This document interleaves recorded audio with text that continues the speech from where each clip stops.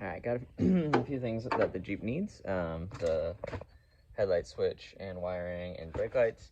And so I'm going to throw those in there so that it's at least not turning off, lights not turning off while we're driving. And I might throw the shocks on too, if they look quick and easy.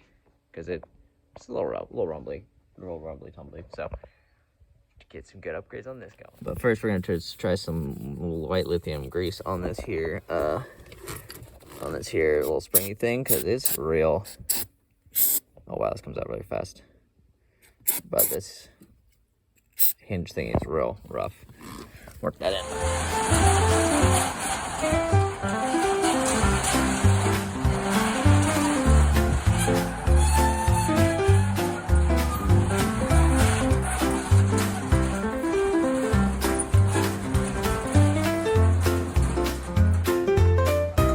Alright, so to do this, apparently there's this plastic bit of trim in here, goes in there.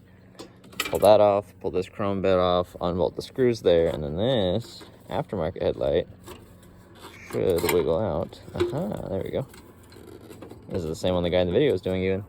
And then I can replace that plug with this here orange plug. And then that's good to go. Then we'll put this on the battery or in the fuse box. The video I was watching, he said he was gonna put it in the fuse box. I might see how he does that, and then I gotta run that. Might run it through the grill, which is what he did too, and then do the same thing over there. Easy enough, a little more involved than I expected, just because usually you can just reach down right back here, bloop, bloop, but there's actually not that much room in the front of this here grill, so it's not too bad though, just some Phillips, easy peasy. Sometimes we can find a good video that has good explanatory things. But the guy was saying to mount, because these relays are what the magic of this is, kind of, in addition to plugging straight to the battery. But he was like, oh yeah, I just plugged it right here into these bolts here, and then you don't have to drill in holes, and then those are ready to go. So I'm gonna put those on there, and then he was also saying to do, because you can just put this new hot wire straight onto the battery, but there's also apparently, which I guess I kind of knew, I didn't think about it too much, I can do it with one hand, but the fuse box, not that part of the fuse box, there's the main fuse box there. Alright, well, let's take this off. Fuses, not where we're going. We're going to the power to the fuse box, right here. There we go. And there's this cable here, which comes straight from the battery, and so that's a main power source. And so he's like, oh yeah, I just gotta plug it into there, and then it cleans up the battery, and you have a bunch of extra cables going to the battery, which I do really like, because I've done that on motorcycles, where you just have, like, you know, a battery tender, and I don't know what else, but you have like a bunch of stuff all on that bolt, and then it's just really messy, so I like that. So I'm gonna throw those wiring things together. I got the whole rest of the front off, both back lights out, and ready to rock. Alright, got the lights all hooked back up. I haven't put it all back together yet, but they're here to work. Put the new ground on this side right here, put a new bolt through that opening. Kind of annoying, but got some anti-corrosion stuff on the battery, and I'll button it back up and good to go. Got the whole front back on, looks pretty good. I noticed a bunch of these little body clippy bolts are loose, so I'm gonna go around and tighten those. I think there's a lot of little things like that probably on this, being old and high mileage, but overall, still not too bad. Now we're gonna do the headlight switch, which I think I just need to take off these bottom trim bits to get up underneath it, and then I can do it, hopefully. Let's see what screws and such need to do. Okay, got the old switch out. It looks fairly new, so I don't know if it's actually bad or not, but anyway, push this plunger to pull out the lever at the front, and then there's this little screw thing that was around that lever that you can turn with the Phillips, easy enough. And this fell out, and then unplug this, and now I'm going to plug this here new one in, which looks exactly the same, probably from the same spot. And yeah, hopefully between this and the headlight wires, we'll be in good shape. Alright, I got the dash all back together, got the new switch in. See if it works, see if the lights work, headlights work. Oh yeah.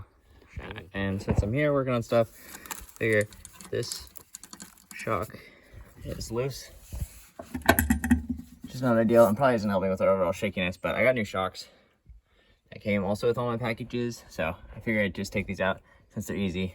And I actually jacked it up to start off this time so I can get a full droop on the shock. And yeah, these are not the nice shocks, but they are okay shocks. Yeah, you know, not the $11 shocks like the other cheaper Monroes, I think, or 11. There's an option, but I went with these because the interwebs were like, these are fine. These aren't the cheap ones, but they're all right, and they're not nice Philistines or Foxes, obviously, because those are like 100 to 200 a piece. These are like 35 a piece. So it seems like a good middle ground for right now when I'm trying to do it cheap. All right, got that out finally. I think, I don't know, it was pretty bound up and it was just spinny. So I had to use these nice adjustable channel locks, which I get a nice big long grip on to squeeze the washer there. And got it out. So that's good because some of them have like a nut or a bolt head here that you can grab onto for this kind of thing. These ones do not. So it's nice that I could get it off. I was a little worried, but we'll get it the rest of the way up. Bouncy like this. Versus bouncy like this. This side seems stiffer. Because this shock over here is a long one that might actually be too long, and that one's a short one that's too short. And it's better to be too long than too short, because now I had to sit it all the way down, almost all the way down, back onto how it sits normally before that shock was the right height to bolt on, which is not ideal. So it only has like, I don't know, an inch or two of squish before it starts getting overstretched, which if we hit too big of a bump, it might pop all the way out. That's okay. Again, these were $35 ones, so not the end of the world, I guess. So, guess I'll return the rest of these and get the right length ones and hope that that holds in better than the floppy one that I don't know that I could have gotten back on anyway. Well, it looks like on my way to work, my alternator light came on, so that's unfortunate. Voltage is low, but still reading some, so I don't think the belt is broken. I think I checked, maybe I didn't, but I guess it's time for a new alternator. It's always something out here. Oh well. Alright, I didn't video the start of this, but got the belt off, got a new alternator from Rock Auto. It came from nearby, so it actually came in one day for pretty cheap. Got most of it off. This plug is not responding. It's not coming out. I think it looks like it's might be broken down in there. I don't know, really annoying. But so I'm filming with that. I've somewhat broken this tab, but we'll see if I can get it the rest of the way for this 5-minute job that obviously is going to take a half hour at least. Well, obviously there's a tab on the back that you have to lean the whole thing forward to get it out past the bottom. So that's cute. It wasn't actually stuck. It was just me being dumb. Fell back on, so back up, and voltage on the dash is back up in the middle, so that's good. Battery lights on, so that seems good. And yeah, that was strobing when I was driving, so presumably that was an indicator that it was going bad. But hopefully that'll hold down and it'll be better. So I put in so I bought the stock shocks over there for the Cherokee, the Jeep, and apparently it's lifted more than I thought, because I thought it was like a little bit lifted, like an inch or two. I put the stock shocks, lined up the stock shocks, and it was substantially shorter than that white shock there that was on there, and the interwebs were like, and so then I was like, oh, that's annoying. And then the only right size ones that were longer for like a 3-inch lift, I think is what it has, were the more expensive ones. I was like, don't really want to spend more money. But the interwebs were saying that the next generation, so the 07 to 14 Wrangler shocks, stock shocks, were about the right length for a 3-inch lift. So I went ahead and bought, and the forum posts were from 2010 or whenever, 2011 I think, when those were still new, and so people had a bunch of stock takeoffs, and everyone was like, oh yeah, I got the stock takeoffs from people that are upgrading for free or $50 or whatever, and I looked for those and I couldn't find them, and I was like, oh yeah, well, that's those aren't new anymore. So, but I can get the cheaper KYBs that I was getting for the other one, for the Wrangler, and they're still cheaper than the nicer ones. So I got for $200 for the set instead of $400 for the Bilsteins. Yeah, I don't know. I'm trying to save some money, so save $200, hopefully. But the caveat with that is this is the front, and the bottom doesn't have the little T-bar thing that it's supposed to have. So then I need to press out the little bar out of the bottom of the old one, that little guy, and then press it in to this guy. So we'll see if that works, and then we'll see if this is actually longer and actually fits better. It's actually going quite nicely. Just putting the press on, I lubed it up in the hole with some old WD-40. Got a 22 millimeter. That's the right size to go around hit on the rubber, and then let the metal thing go through. And I just blocked it with a piece of wood just to not mash it, and so I didn't have to push it as far. But it's going right through. I don't know if I can really hold it and show. Oh. Alright, got the bar pin, I think is what it's called, from what I was reading, out of here. Wasn't there. And now I got to press this collar out of here, so then I can replace that collar with this pin and press that in. So, well, that could have gone better. Not exactly as advertised. Apparently, this one is more fused than the stock ones. Now that I'm thinking about it, they all were saying to do this with the stock, and to do back and forth so you don't mar up the bushing, which, you know, some might say that that's a little bit marred up. I think what we're more going for was something like that, where it just pressed out of it nice and clean. So yeah, that's not ideal by any stretch of the imagination. So either that was only doable on stock, the newer, or maybe the KYBs in particular are different with their more fused.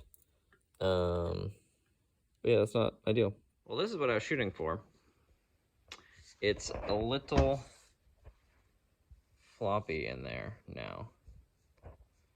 I almost wonder if there's some sort of, I don't know, rubber filler bushing material that I could fill in those little triangular voids with and glue this in better. But I think maybe I should return the rest of them and just buy the Bilsteins that are actually meant for this vehicle. Sad.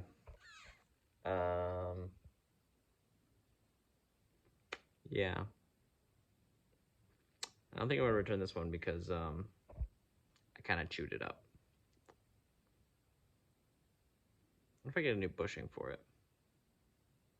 Can I make a new bushing for it? I don't know how you make bushing. All right, so hear me out. This was the one that was in the old white one. This is the one that I pressed out that almost wanted to come out anyway, that I just pressed the rest of the way out. So what if we try to press this one in here and then put its collar back in it? Maybe that's better. Maybe it's not. Well, it's not really the odd shape and the flares. It's not really matching up very good. It's not really going in. So I might just call it a night and order the Bilsteins, which I should have done in the first place, apparently. Stupid. Oh well, now I know. So let this be a lesson to all of you people who are trying to get cheaper shocks for your XJ that's lifted 3 inches. These KYBs, at least, for the 07 to whatever, 14 Wranglers, do not press out the metal collar thingy. Does not work apparently very well, or at least not on the ones I got. I was careful even. The guys were like, work it back and forth so you don't mess up the bushing. It's like, I worked it back and forth a bunch of times, and I just eventually tore out. So, it's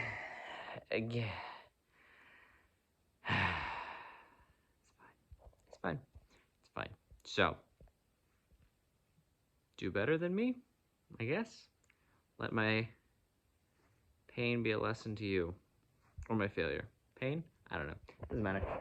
we'll get there eventually. And in the meantime, we'll just run really short shock and hope it doesn't overextend, I guess, and break. And I guess I'll have backup mismatched single shocks to throw on some future project. It'll be an excuse to do something with shocks. I'll put it on a little tyke or something and give it a suspension. Way overkill suspension.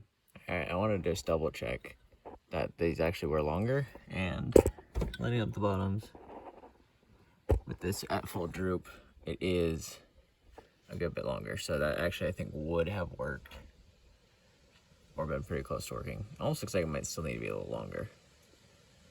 Well, it would probably work. It would just be pretty much maxed out at this full droop. So good to know. I'm gonna put that thicker rubber on that shorty, give it a little bit extra height because it was sitting on this. So guys, you know, just a teensy bit more travel.